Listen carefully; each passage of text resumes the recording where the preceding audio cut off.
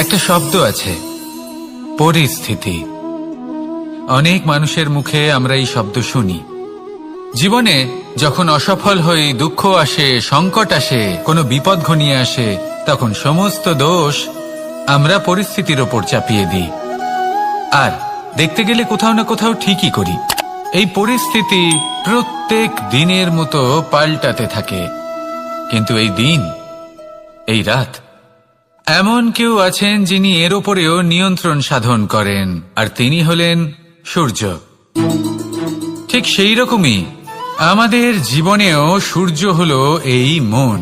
যদি এই মনের উপর আমরা নিয়ন্ত্রণ করতে পারি, তাহলে আমরা জীবনকেও নিয়ন্ত্রণ করতে পারবো। প্রথমে এই মনের রাজা হয়ে উঠতে হবে। তাই মনে রাখবেন, যদি মন দুর্বল হয়, তাহলে পরিস্থিতি আমাদের সমস্যা বলে মনে হবে। এই মন যদি স্থির হয়, পরিস্থিতি প্রতিস্পর্ধা বলে মনে হবে। আর এই মন যদি শক্তিশালী হয়ে ওঠে, তাহলে যে কোনো পরিস্থিতি আপনার কাছে একটা সুযোগ মাত্র। এমন এক সুযোগ যাতে অগ্রসর হয়ে আপনি মহান হয়ে উঠতে পারেন। এই মনের শক্তির বৃদ্ধি ঘটান, মহান হয়ে উঠুন, আর আমার সাথে ভালোবেসে বলুন, রাধা রাধা। খুব সুন্দর একটা কাহিনী আছে। একবার এক ব্যক্তি নিজের অসফলতার জন্য ত্রস্ত হয়ে সময় দেবতার তপস্যা করতে বসলেন। উনি তপস্যা করলেন এবং সময় দেবতা প্রসন্ন হলেন। মানুষের রূপ ধারণ করে ওনার সামনে প্রকট হলেন। এবার সেই ব্যক্তি ওনাকে জিজ্ঞেস করলেন যে কি এমন আছে যার জন্য আপনি বারবার জয়ী হন আর আমি চিরকাল পরাজিত হয়ে থাকি? কেন এত পরিশ্রম করা সত্ত্বেও আমি সাফল্য লাভ করতে পারি না? তখন সময় দেবতা উত্তর দিলেন যে দিন হোক বা রাত, ঝড় হোক বা ভূমিকম্প, রোদ হোক বা বৃষ্টি হোক, সময়ের সূত্রপাত হোক বা প্রলয়, আমি থামি না, আমি চলতেই থাকি। আর সেই জন্য যিনি থেমে যান তিনি পরাজিত হন আর আমি জয়ী হই। এটাই আমাদের শিখতে হবে। জীবনে সবসময় চলতে থাকুন, কখনো থামবেন না। হ্যাঁ, কিছুক্ষণের জন্য বিরতি নিতে পারেন, বিশ্রাম করার জন্য, নিজেকে আরো সশক্ত করে তোলার জন্য, কিন্তু থেমে যাবেন না। নিরন্তর কর্ম করতে থাকুন, পরিশ্রম করতে থাকুন, তবেই এই সংসার আপনাকে মনে রাখবে। আসুন আমার সাথে ভালোবেসে বলুন, রাধা রাধা। আমাদের জীবনে গুরুজনেরা, জ্ঞানী মানুষজন সবসময় একটা কথা বলেন, ধৈর্য ধরো। শুধুমাত্র দুটো শব্দ, কিন্তু কতটা বিশাল সেটা বোঝার চেষ্টা করুন। ছোট একটা অস্ত্র হাতে নিন এবং একটা বিশাল পর্বতে নিরন্তর প্রহার করতে থাকুন। ধৈর্য ধরে সেই কাজ করতে থাকুন। এমন একদিন আসবে, এই বিশাল পর্বতে আপনি একটা পথ তৈরি করবেন। কোনো ধনুর্ধর যখন নিজের বিদ্যা অর্জন করেন, তখন তাকেও ধৈর্য ধরতে হয়, তার নিজেকে সময় দিতে হয়, তবেই সে ধনুর্বিদ্যা শিখতে পারে। সেইভাবে আমাদের জীবনেও ধৈর্য ধরার খুব প্রয়োজন। পরিবারে ধৈর্য রাখতে পারলে তাহলে আস্তে আস্তে দেখবেন প্রেম বৃদ্ধি পাচ্ছে। সমাজে যদি ধৈর্য রাখতে পারেন, তাহলে আস্তে আস্তে এই সমাজ আপনাকে সম্মান করবে। যদি নিজের জীবনে ধৈর্য রাখতে পারেন, তাহলে নিজে থেকেই আত্মবিশ্বাস বাড়বে, নিজের বিকাশ হবে। জীবনে সবই সম্ভব যদি ধৈর্য রাখতে পারেন। হয়তো আস্তে আস্তে হবে, কিন্তু হবে অবশ্যই। শুধু ধৈর্য রাখুন, কারণ ধৈর্যই সব থেকে বড় পুঁজি। আসুন আর আমার সাথে ভালোবেসে বলুন, রাধা রাধা। আমাদের জীবনে যখনই আমরা কোনো বড় দায়িত্বের সম্মুখীন হই, তখন আমরা তার থেকে দূরে পালাই আর এই অজুহাত দিই যে না না, এত বেশি ভার বহন করার যোগ্যতা আমার নেই, আমি করতেই পারবো না। দেখুন, এই সংসারে ভিন্ন ভিন্ন ধরনের গাছ আছে, ছোট গাছ, বড় গাছ, কিন্তু বটগাছের মতো বড় এবং নিবিড় গাছ আর একটাও নেই। সে নিঃস্বার্থভাবে এই সংসারকে সেবা করে যায়, ছায়া প্রদান করে, শীতলতা প্রদান করে। আর যখন এমন সময় আসে যখন তার ওপর বোঝা অত্যন্ত বেড়ে যায়, সে কিন্তু কোনোভাবেই ভেঙে পড়ে না। তখন সে নিজের নিঃস্বার্থ কর্মের ফল লাভ করে, সেই নিঃস্বার্থ কর্ম যা সে করেছে। তার দেহ থেকে ছোট ছোট ঝুড়ি বার হয় এবং তা কাণ্ডের আকার ধারণ করে। সেই কাণ্ড মাটির কাছে পৌঁছয় এবং তারপর তা বটগাছের সহায়ক হয়ে ওঠে। সে ভেঙে পড়ে যায় না। এইভাবে আপনিও জীবনে নিঃস্বার্থভাবে সবার সেবা করুন, ভালোবাসুন, সবাইকে সাহায্য করুন। যেদিন আপনার ওপর বোঝা অত্যন্ত বেড়ে যাবে, সেদিন এই সব মানুষ আপনাকে সাহায্য করার জন্য আসবেন, আপনার শক্তি হয়ে উঠবেন, আর আপনি বটগাছের মতোই মহান এবং বিশাল হয়ে উঠবেন। আসুন আর আমার সাথে ভালোবেসে বলুন, রাধা রাধা। মানুষ তার জীবনে দুই ধরনের পরিস্থিতিকে খুব ভয় পায়। এক, কোনো কারণবশত কারোর সামনে নত হওয়া। দুই, কোনো কারণে নিজের চরিত্র থেকে, নিজের মূল্যবোধ থেকে বিচ্যুত হওয়া। এবার কেন হয় এরকম যে কথায় কথায় কারোর সামনে নত হতে হয়? কেন বারংবার নিজের চরিত্র থেকে চ্যুত হতে হয়? এরকম কেন হয়? এটা তখনই হয় যখন আমাদের শিক্ষা এবং মূল্যবোধের অভাব থাকে। যদি মানুষের মধ্যে প্রকৃত শিক্ষা থাকে, তাহলে এই সংসারে কোনো সময় এবং কারোর সামনেই নত হওয়ার কোনো প্রয়োজন নেই। যদি মানুষের মধ্যে মূল্যবোধ থাকে, তাহলে তাকে নিজের মূল্যবোধ বা চরিত্র থেকে বিচ্যুত হতে হয় না, তা সে যাই হয়ে যাক না কেন। কোনো বালককে যদি জন্ম থেকেই সুশিক্ষার অধিকারী করা হয়, শিক্ষিত করা হয়, মূল্যবোধের অধিকারী করা হয়, তবে সে এই সংসারে এমন কর্ম করবে যাতে সে নিজেকে, নিজের পরিবারকে, সমগ্র সমাজকে গর্বিত করতে পারে। শিক্ষা লাভ করুন, মূল্যবোধ লাভ করুন এবং আমার সাথে ভালোবেসে বলুন, রাধা রাধা। আমাদের সকলের জীবনে একটা লক্ষ্য থাকে যেটা আমরা লাভ করতে চাই। ঠিক যেন একটা প্রতিস্পর্ধা বিদ্যমান যে কে সব থেকে আগে নিজের লক্ষ্যে পৌঁছতে পারবে। আর সেই জন্য আমরা সকলেই খুব তাড়াতাড়ি এগোতে চেষ্টা করি, বড় এবং দীর্ঘ পদক্ষেপ ফেলি যাতে তাড়াতাড়ি নিজের লক্ষ্যে পৌঁছতে পারি। কিন্তু এক অত্যন্ত গুরুত্বপূর্ণ বিষয় আছে, সবসময় লক্ষ্য সামনে থাকবে না, কখনো কখনো তা খুঁজতে হয়। এই যাত্রা খুব কঠিন হতে পারে, আর ঠিক এই কারণেই সবসময় দ্রুত গতিতে চলা বা তাড়াতাড়ি পথে চলা সেটা আবশ্যক নয়। তার থেকেও বেশি গুরুত্বপূর্ণ হলো ভেবেচিন্তে তারপর পথ চলা। যদি ভেবেচিন্তে পদক্ষেপ ফেলেন, চলতে পারেন, তাহলে সেটাই সর্বশ্রেষ্ঠ পদক্ষেপ। কখন কোন দিকে যেতে হবে, কখন কোথায় দিক পাল্টানো যাবে না, কখন গতি বেশি রাখতে হবে, কখন কম, কখন থামবো, কখন চলবো, এই সব কিছুর বিষয় জ্ঞান অত্যন্ত গুরুত্বপূর্ণ এবং ভেবে চিন্তে চলতেই হবে। সেই জন্য শুধু তীব্র গতিতে সামনে এগোলে চলবে না, ভাবনা চিন্তা করে এগোতে হবে। আসুন আমার সাথে ভালোবেসে বলুন, রাধা রাধা। কখনো কোনো প্রজাপতিকে উড়তে দেখেছেন? কি সুন্দর উড়ে বেড়ায় সে, এক ফুল থেকে অন্য ফুলে, এক পাতা থেকে অন্য পাতার ওপর। কিন্তু সে কিভাবে উড়তে শেখে কখনো ভেবেছেন? জন্ম থেকেই কিন্তু প্রজাপতির ডানা থাকে না, ও কিন্তু ছোট্ট একটা ডিমের আকারে জন্ম লাভ করে। তারপর সেই ডিমটি ভেঙে একটি কীট বাইরে আসে। আস্তে আস্তে সে বড় হয়, ওর শক্তি বৃদ্ধি পায়। তারপর সে সেই কীট দশা ত্যাগ করে নিজের ডানাগুলি মেলে। এই প্রক্রিয়া তার কাছে সরল নয়, অত্যন্ত যন্ত্রণাদায়ক প্রক্রিয়া, কিন্তু সে সেই যন্ত্রণা মেনে নেয়। আর তারপর আস্তে আস্তে সে উড়তে শেখে। শুধুমাত্র আকাশে উড়ে বেড়ায় তা নয়, আমাদের মনের মাঝে উড়ে বেড়ায়।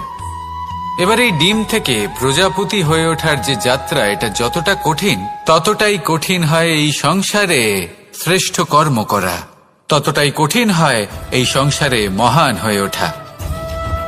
সেই জন্য প্রয়োজনীয় প্রচেষ্টা এবং সময়।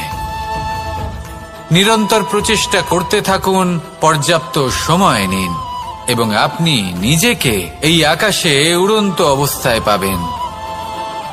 আসুন আমার সাথে ভালোবেসে বলুন, রাধা রাধা। পায়েস হলো আমার বিশেষ প্রিয়। এর মধুর স্বাদ মনকে প্রফুল্ল করে তোলে। ছোটবেলায় মা আমার জন্য পায়েস বানাতেন এবং আমাকে বলতেন যে গরম থাকতে থাকতে খেয়ে নে কানাই, ঠান্ডা হয়ে গেলে ভালো লাগবে না। কিন্তু আমিও দুষ্টু ছিলাম, ঠান্ডা হওয়া পর্যন্ত অপেক্ষা করতাম, আর ঠান্ডা হয়ে যাবার পরে মার কাছে যেতাম আর ওনাকে বলতাম যে মা, পায়েস তো ঠান্ডা হয়ে গেছে, এটা গরম করে দিন। তখন মা হাসতেন আর বলতেন যে পায়েস না হয় আমি আবার গরম করে দেব কানাই, কিন্তু এর মধুর স্বাদ, সেই মিষ্টত্ব, সেই সুবাস, সেটা আবার ফিরে আসবে না। কথাটা সত্যি। আর এই সত্যটাই আমাদেরও জীবনের সত্য। আমাদের জীবনের মধুর সম্পর্কগুলি, এতে যখন কটুভাব প্রবেশ করে তখন সেই মিষ্টত্ব ফিরিয়ে আনা প্রায় অসম্ভব ব্যাপার হয়ে যায়। আপনি চেষ্টা করে সেই সম্পর্ক ঠিক করতেই পারবেন, তার জন্য অগাধ পরিশ্রম করতে হবে, কিন্তু আবার সেই মিষ্টত্ব কখনো ফিরে আসবে না। সেই জন্য আপনার জীবনের যে মধুর সম্পর্ক আছে, যতটা সম্ভব চেষ্টা করুন তাতে মিষ্টত্ব বজায় রাখতে। কটুভাব আসতে দেবেন না। আসুন আর আমার সাথে মধুর স্বরে বলুন, রাধা রাধা। শব্দ, শব্দ আসলে কি? শুধুই কয়েকটি অক্ষরের সমষ্টি, নাকি আমাদের বাণী? এই শব্দ এমন এক শক্তি যা কাউকেই নিজের বশবর্তী করে ফেলতে পারে। শব্দ এমন এক অস্ত্র যা কাউকে ক্ষত বিক্ষত করে দিতে পারে। এই শব্দ হলো একটি নাদ স্বরূপ, যা কোনো ঘুমন্ত ব্যক্তিকেও জাগিয়ে তুলতে পারে এবং নিজের লক্ষ্যের দিকে অগ্রসর করতে পারে। শব্দে এত শক্তি আছে যে কারোর মনে এতটা আঘাত দিতে পারে যে সে হয়তো জীবনে আর কখনো এগোতেই পারল না। তাহলে এই শব্দের প্রয়োগ খুব ভেবেচিন্তে করবেন। এবং এই শব্দের মতোই হলো নীরবতা। অনেক সময় এই নীরবতা আমাদের সহায়ক হয়ে ওঠে, অনেক সময় এটা আমাদের অনুশোচনাকে অনেক বেশি বাড়িয়ে তুলতে পারে। ভীষ্ম পিতামহ, অঙ্গরাজ কর্ণ, যখন দ্রৌপদীর বস্ত্রহরণ হচ্ছিল তখন এনারা নীরব ছিলেন। দুর্যোধনের বিরোধিতা করেননি, ওকে বাধা দেননি। আর তারপর কি হলো সেটা আপনারা সকলে জানেন। দেখতে গেলে নীরবতা চুপ করে থাকা, কিন্তু যদি কোনো দুষ্টের সামনে চুপ করে থাকেন, যদি তার বিরোধিতা না করতে পারেন, তাহলে এই নীরবতাই অনেক বড় পাপের আকার ধারণ করে। মনে রাখবেন আর আমার সাথে ভালোবেসে বলবেন, রাধা রাধা। আভূষণ, কার না ভালো লাগে এই আভূষণ? আমরা পরিশ্রম করি, ধন অর্জন করি আর আভূষণ কিনে থাকি, কখনো নিজের জন্য, কখনো বা তাদের জন্য যাকে আমরা ভালোবাসি, বা তাদের জন্য যাকে আমরা সম্মান করি। হয়তো সেই জন্যই সীতা চূড়ামণি ধারণ করেছিলেন এবং আমি সামন্তকমণি। কিন্তু এটাই কি সেই প্রকৃত আভূষণ যা আপনার মূল্য বৃদ্ধি করে? না। শ্রীরামের আভূষণ হলো ওনার নম্র ভদ্র ব্যবহার। মাতা সীতার আভূষণ হলো ওনার সততা, ওনার নিষ্ঠা, ওনার ত্যাগ। অর্জুনের আভূষণ ছিল ওনার একাগ্রতা। রাধার আভূষণ ওনার প্রেম। এই আভূষণ কোথাও নেই, আপনার মনে আছে। যদি আপনার মনে মিষ্টতা থাকে, তা শান্ত হয়, তাতে সততা থাকে, নিষ্ঠা থাকে এবং প্রেম থাকে, তাহলে আপনার অন্য আর কোনো আভূষণের কোনো প্রয়োজন নেই। আপনি যতই ভিড়ের মাঝে থাকুন, আপনার ঔজ্জ্বল্য চোখে পড়বে। আসুন আর আমার সাথে ভালোবেসে বলুন, রাধা রাধা। এই সংসারের সবথেকে বড় সত্যি হলো জন্ম এবং মৃত্যু, কিন্তু আরো বড় একটা সত্য আছে, মিত্র এবং শত্রু, যা আমাদের সকলের জীবনে থাকে। মিত্র সে যে আমাদের সঙ্গ দেয় এবং সংসারের সবথেকে উঁচু শিখরে আমাদের নিয়ে যায়, এবং শত্রু সে যে যে কোনো মুহূর্তে যে কোনো শিখর থেকে আমাদের নিচে ফেলে দিতে পারে। এবার বিচিত্র ব্যাপার হলো এটাই যে আমরা নিজেরাই এদের সাথে নিয়ে চলি, নিজেরাই এদের পালন করি। তা কি করে? প্রথমে বুঝুন এই মিত্র এবং শত্রু কারা। আপনার নিজের মন, আর কেউ নয়। এই মনই হলো মিত্র। যখন তাতে ভারসাম্য বজায় থাকে, তা নিয়ন্ত্রিত থাকে, তা পবিত্র হয়। কিন্তু যদি এই মন অনিয়ন্ত্রিত হয়ে পড়ে, যদি আপনাকে সে নিয়ন্ত্রণ করতে শুরু করে, তখন সেই আপনার সবথেকে বড় শত্রু হয়। সেই জন্য এই মনের ওপর নিয়ন্ত্রণ রাখতে শিখুন, এতে ভারসাম্য বজায় রাখতে শিখুন। তাহলে আপনি এমন এক বন্ধুকে পাবেন যে আপনাকে এই সংসারের শিখরে পৌঁছে দেবে। আসুন আমার সাথে ভালোবেসে বলুন, রাধা রাধা। ঈশ্বর আসলে কে? সংসারের বেশিরভাগ মানুষের কাছে ঈশ্বর হলেন এই সংসারের রচয়িতা, পালনকর্তা। কারোর কাছে উনি জ্ঞাতা, কারোর কাছে উনি হলেন আস্থার প্রতীক, আবার কারোর জন্য শুধুমাত্র অন্ধ বিশ্বাস। কিন্তু এই ঈশ্বর কি কোনো শরীর, নাকি একটা বোধ, নাকি শুধুই শ্রদ্ধা? ঈশ্বর হলেন তিনি যিনি হলেন আপনার ইষ্ট। সেই জন্যই তো গুরু, মাতা, পিতা এনাদেরও ঈশ্বরই বলা হয়েছে। যাদেরকে আমরা ঈশ্বর বলে মনে করি, যারা আমাদের ইষ্ট, তারা আমাদের একটি পথ দেখান, একটি দিকে চালিত করেন। সেই পথে চলে আপনি শুভ কর্ম করতে পারেন। আর যখন কোনো ব্যক্তি তার ঈশ্বরের আদেশ পালন করেন, তখন সে নিজে থেকেই শুভ পথে অগ্রসর হয়ে যান। বেশ কয়েকজন মানুষ ঈশ্বরের ওপর আস্থা রাখেন এবং ভাবেন যে অনুচিত কোনো কাজ করা উচিত নয়, ঈশ্বর দেখছেন। ওনারা ভয় পান যে কোনো অনুচিত কর্ম করলে কে জানে তার পরিণাম কি হবে। এমন অনেক ব্যক্তি রয়েছেন যারা ঈশ্বরকে বিশ্বাস করেন এবং জানেন যে ঈশ্বর তাদেরকে দেখছেন। তাই যে যে শুভ কর্ম ওনারা করেছেন তার ফল তারা অবশ্যই পাবেন। এবার আপনি ভয় পেয়ে ঈশ্বরকে বিশ্বাস করবেন, নাকি বিশ্বাসের দ্বারা ঈশ্বরকে বিশ্বাস করবেন, সেই সিদ্ধান্ত আপনারই। কিন্তু হ্যাঁ, যদি আপনার মনে ঈশ্বরের জন্য কোনো স্থান থাকে, যদি আপনার কোনো ইষ্ট থাকেন, যদি আপনি কাউকে ঈশ্বর মনে করেন, যার প্রত্যেক আদেশ আপনি পালন করে থাকেন, তাহলে বলি, ঈশ্বর কখনো আপনাকে অনুচিত পথে চালিত করবেন না। আসুন আমার সাথে ভালোবেসে বলুন, রাধা রাধা। এই সংসারে ভিন্ন ভিন্ন ধরনের গাছ আছে, অসংখ্য ধরনের প্রজাতি আছে। কিছু গাছ পাতা দিয়ে থাকে, কিছু ফুল, কিছু ফল। কেউ ছায়া প্রদান করে, কেউ শীতলতা প্রদান করে, কেউ নিজেকে খুব কষ্ট দিয়ে এই সংসারের বিকাশে সহায়ক হয়ে ওঠে। কিন্তু এই সবার মধ্যে একটা বিষয় কিন্তু সমান, এরা প্রত্যেকেই পাতা ছাড়া, ফুল ছাড়া, ফল ছাড়া জীবিত থাকতেই পারে, কিন্তু কোনো বৃক্ষই শিকড় ছাড়া বেঁচে থাকতেই পারে না। এটাই হলো রাধার। ঠিক সেইভাবেই আমাদের জীবনে শক্তি হোক, ধন হোক বা সাফল্য হোক, আমাদের বা আমাদের পরিবারের প্রসন্নতাই হোক, এই সব কিছুর আধার হলো, সবকিছুর মূল হলো পরিশ্রম। তাই জীবনে চিরকাল পরিশ্রম করতে থাকুন। যদি আপনি জীবনে মহান হবার পথে অগ্রসর হতে চান, তাহলে পরিশ্রম করুন। এই পরিশ্রম দ্বারাই নিজের পরিবারকে প্রসন্ন করুন, নিজের বন্ধুদের প্রসন্ন করুন, এই সমাজকে গর্বিত করুন। আসুন আমার সাথে ভালোবেসে বলুন, রাধা রাধা।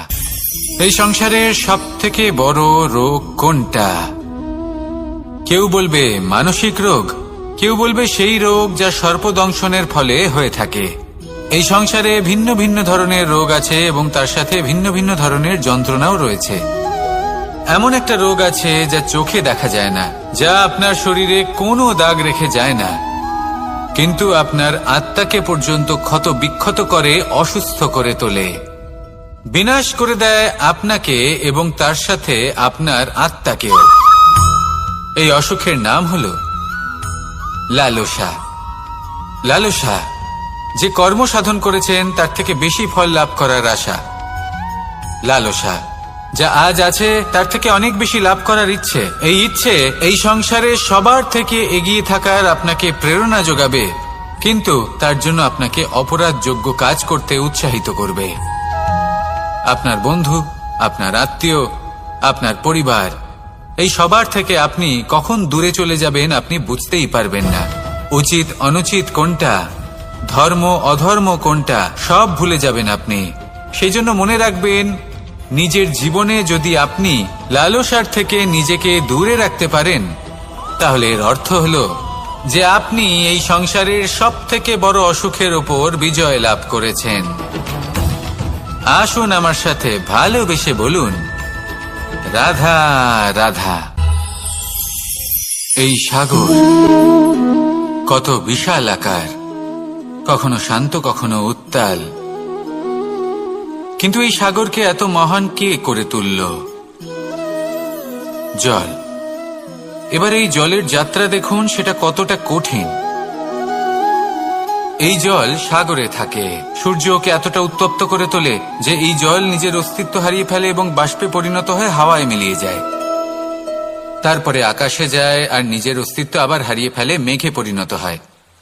তারপর এই মেঘ কোথাও গিয়ে কোনো পর্বতে ধাক্কা খায়, তারপর আবার এই জল নিজের অস্তিত্ব হারায়। তারপরে বর্ষার রূপ ধারণ করে তা বর্ষিত হয়, বা কোনো পর্বতের চূড়ায় তার শিখরে বরফের রূপ ধারণ করে। তারপরে এই বর্ষা মাটির দিকে নিজের যাত্রা শুরু করে। এবার মাটিতে ঝরে পড়া এই বর্ষা স্রোতের আকার ধারণ করে এবং আস্তে আস্তে বইতে থাকে। এই নদীর আকার ধারণ করে এবং নদী রূপে বইতে বইতে পাথরে ধাক্কা খায় বা কোনো পর্বতে ধাক্কা খায়, আর তারপর এই নদী এসে সাগরে সমাহিত হয়ে যায়। নদীর এই জল আবারও নিজের অস্তিত্ব হারিয়ে ফেলে, কিন্তু এইবার সেই জল নিজেই সাগরে পরিণত হয়। এটা আমাদের সকলের জন্য একটা শিক্ষা যে এই সংসারে জীবন এবং সময়ের এ হলো এক অনন্ত যাত্রা। এই সংসারে যা কিছু আছে তার সূত্রপাত কোথাও একটা হবেই। সেই জন্য মৃত্যু এবং সমাপ্তির চিন্তা ত্যাগ করে দিন, আর যে সূত্রপাত আপনি লাভ করছেন তার আনন্দ উপভোগ করুন। ভেবে দেখুন আপনি কিভাবে শ্রেষ্ঠ কর্ম করতে পারেন যাতে এই সংসার এবং এই সমাজ, এই দুইয়ের মঙ্গল সম্ভব। আসুন আমার সাথে ভালোবেসে বলুন, রাধা রাধা।